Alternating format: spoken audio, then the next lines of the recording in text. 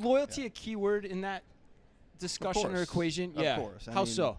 Well, we have tons of great grocery stores all across the country.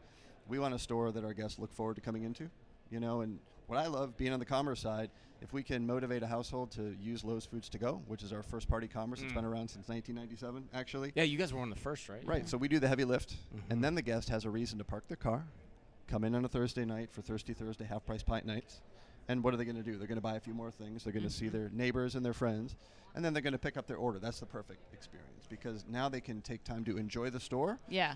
And our personal shoppers did the heavy lift. So, that's just one example. Yep. Right? Yeah. But Chad, how else then, if you're going for experiential, how else does that change like the physical footprint of the store? Do you see any changes coming? And as we kind of look to what grocery stores look like in the next 5 to 10 years, do you think that will change? Will there be more space dedicated to the personal shopper part of the journey, like back of house space to prep and pack those orders, and then you're having the chicken chandelier be more front and center? Yeah, like, so how does that? The chandelier gets bigger? Yes, I don't know. I But hope not, because it's pretty big right now, and actually his wings flap and everything. But actually, our staging rooms for commerce are probably, I would think, biggest in the industry. They're several thousand square feet because we're building So for the you're already future, and because we're fortunate that leadership accepts and understands how big commerce could be. But growing our seating areas in our stores. Okay. Right. So they used to be a Interesting. small Heard area that at the today beer too. den. If you look at our latest stores, there are a significant number of tables, long rows of tables, and that's where people gather.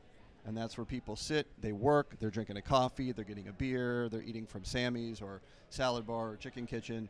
That's probably one of the biggest changes. And again, that's not a secret. A lot of grocers are figuring out that blend of food service Yeah. and grocery, right? Yep. So to create the meal solutions, but for us, it's about the gathering and getting the guests in the store to enjoy whatever they want to enjoy. And Chad, this is a question that I hear you. Like, I love this concept, but you're still taking that space that you're sacrificing square footage on the floor to sell products in the grocery store. How do you rationalize that as a company in that, or is it just there will be bigger baskets, the people will come more frequently because we have food service in store versus like dedicating more floor pad to selling products? It goes back to my earlier answer of both and, right? Okay. So yes, we might be taking up a little bit more room than Yep. usual, and we do that with our staging rooms as well.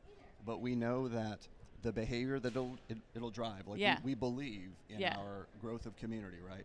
By getting the guests in the store, we are kind of locking them in to becoming loyal Lowe's Foods households, Right. bringing their friends, bringing their family.